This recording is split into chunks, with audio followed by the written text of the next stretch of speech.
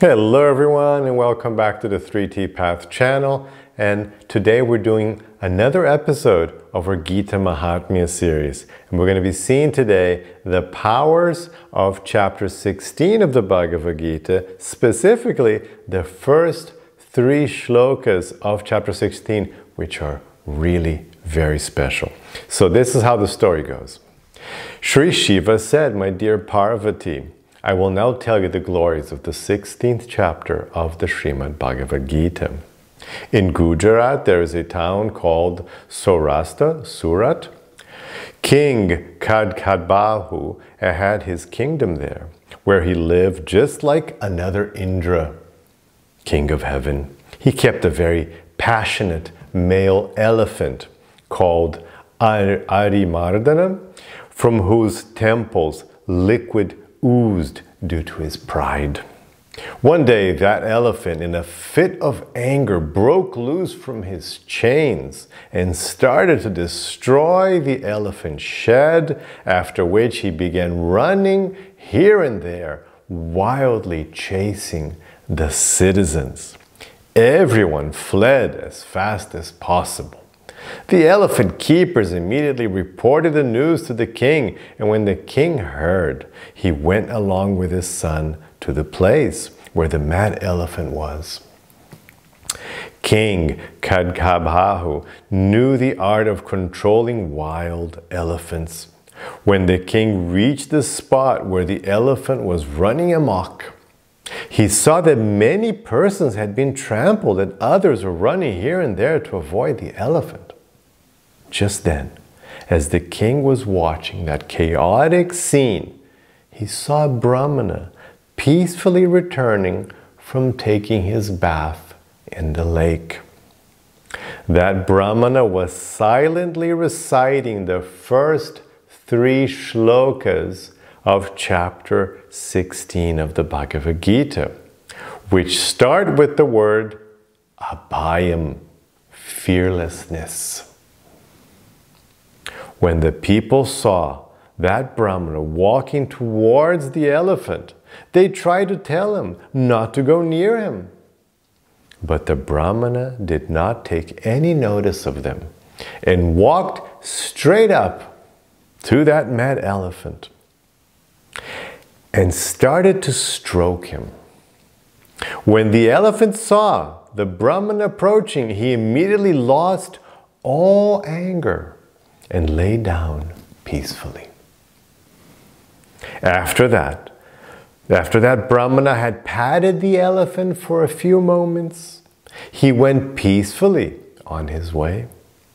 When the king and all the citizens saw these amazing incidents, they were astonished. The king immediately went and fell at the feet of that Brahmana and inquired from him, "What austerities and worship have you performed to attain such peacefulness and amazing powers?" The Brahmana replied, "Daily I recite some shlokas from the 16th chapter of the Bhagavad Gita."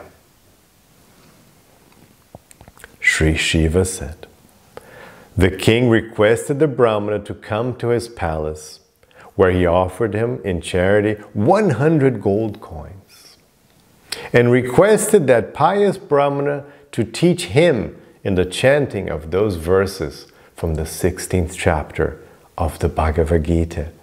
So the king ordered him there, gave him 100 gold coins, just to teach him 3 verses, 3 shlokas from the 16th chapter. Maybe I should charge more for my Bhagavad Gita course. I don't have anybody paying me 100 gold coins just for 3 verses. After King Kadkadbahu had been chanting those verses for some time, he one day, along with his guards, went to the place where that mad elephant was kept and ordered the elephant keepers to release him. At that, the citizens became upset with the king, thinking that the elephant would begin to run amok again. The king went before that mad elephant, which immediately lay down, and he started to stroke him. After that, king returned to his palace and installed his son on the throne and left for the forest, where he worshipped Sri Krishna by chanting those shlokas from the 16th chapter of the Bhagavad Gita. And very quickly he attained the lotus feet of Sri Krishna. Anyone who chants the 16th chapter of the Bhagavad Gita, however sinful he is, very quickly attains the same goal as King Kadkabahu, the lotus feet of Sri Krishna. So that's it. It's a beautiful little story. And the first 3 shlokas of chapter 16 are actually super special. Long time ago, I think maybe 15 years ago, I actually made a kitchen magnet.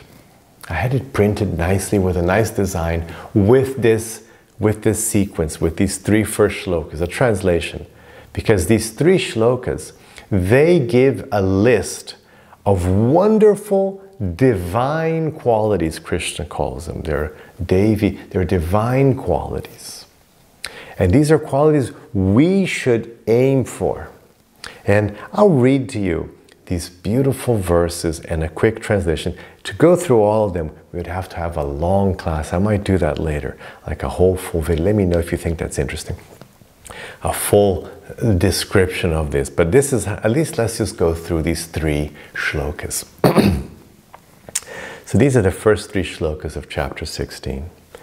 Shri Bhagavan Uvacha Abhayam Sattva Samshudir Jnana Yoga Vyavastiti Danam Dhammascha Yagyascha Swadvayastapa Arjavam Ahimsa Satyam Akrodhas Tyaga Shantir Apaishunam Daya Bhuteshvalopluptam Mardavam Rirajapalam Tejaksham Adriti Socham Adrohonati Manitam Bhavanti Sampadam Daivim Abhijatasya Bharata. Translation. The Supreme Personality of Godhead said, fearlessness, that was the first word, remember? Fearlessness, the Brahmana had no fear approaching the elephant.